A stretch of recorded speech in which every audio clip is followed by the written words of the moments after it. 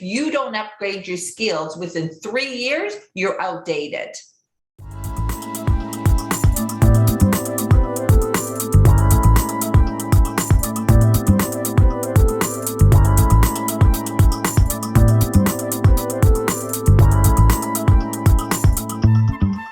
People kind of get a little bit complacent in how they're doing their marketing, and they lose sight of the fact that the market has just moved and how people are buying has just moved. And I think, one CEO at TD had said that if you don't upgrade your skills within 3 years, you're outdated.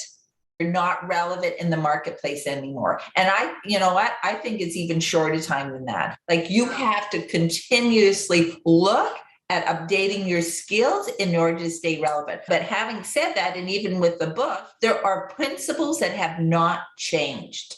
Knowing who your target audience is, knowing how to reach them, knowing what your value proposition is, knowing where you fit in the competitive analysis, doing this SWOT analysis, all of that stuff hasn't really changed. The fundamentals of it, the building blocks for it, and we talk about that a lot in the book, but all the ways that you can reach them and the fragmentation of the multimedia and the ability to measure it keeps evolving and keeps changing. And that's the exciting part of it.